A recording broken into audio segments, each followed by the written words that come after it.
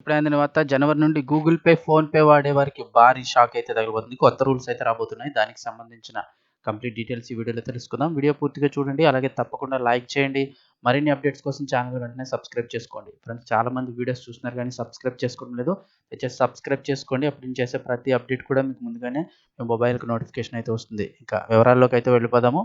ప్రస్తుత కాలంలో ప్రతి ఒక్కరు కూడా డిజిటల్ పేమెంట్స్‌కి బాగా అలవాటు పడిపోయారు. రూ. 10 నుంచి రూ. 1000 వరకు కూడా డిజిటల్‌లోనే పేమెంట్స్ అయితే జరుగుతున్నాయి. అయితే 2025లో యూపీఐ లావాదేవీలకు సంబంధించి RBI reserve bank of India ఒక ముఖ్యమైన నోటిఫికేషన్ అయితే విడుదల చేసింది.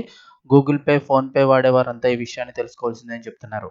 ఆర్‌బీఐ ద్రవ్య విధానం 2025 జనవరి నుంచి అయితే అమల్లోకి రానుంది.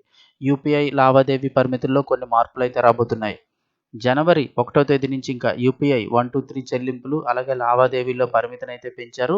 గతంలో యూపీఐ చెల్లింపు పరిమితి కేవలం రూ. 5,000 ఉండగా దాన్ని ఇప్పుడు రూ. 10,000కైతే పెంచారు. ఇక రిజర్వ్ బ్యాంక్ ఈ విధానాన్ని ప్రకటించినప్పటికీ కూడా బ్యాంకులు సర్వీస్ ప్రొవైడర్ అమలు చేయడానికి గడువునిచ్చాయి. అయితే డిసెంబర్ 31 వ్యవధి ముగుస్తోంది. దాంతో జనవరి 1వ తేదీ నుంచే కొత్త నిబంధనలు అయితే అమల్లోకి రానున్నాయి. అదేవిధంగా జనవరి 1వ తేదీ నుంచి యూపీఐ లావాదేవీల పరిమితులు మాత్రమే కాకుండా కొన్ని కొత్త నిబంధనలు కూడా అమల్లోకి రానున్నాయి. యూపీఐ 1, 2, 3 పేమెంట్స్‌కి ఎటువంటి సేవా రుసుము విధించరు. అంతేకాకుండా ఇంటర్నెట్ సర్వీస్ లేకుండా కూడా రెమిటెన్స్ సర్వీస్ కూడా ఉంటుంది. అంటే ఫీచర్ల ఫోన్ల ద్వారా IVR interactive voice response number ఉపయోగించి డబ్బు లావాదేవీలను కూడా చేయవచ్చు. దీని గురించి త్వరలోనే పూర్తి వివరాలు అయితే తెలుసుకుందాము. దీంతో మీ ఫోన్‌కు ఇంటర్నెట్ ఉండాల్సిన అవసరం కూడా లేదు. ఈ విధానం కూడా జనవరి 1వ తేదీ నుంచే అమల్లోకి రానుంది. ఇక అలాగే పాన్ కార్డ్‌తో ఆధార్ కార్డ్ తప్పనిసరిగా లింక్ అయ్యి ఉండాల్సిందే. ఒకవేళ లేనట్లయితే గనక కార్డ్ డిజేబుల్ అవుతుంది.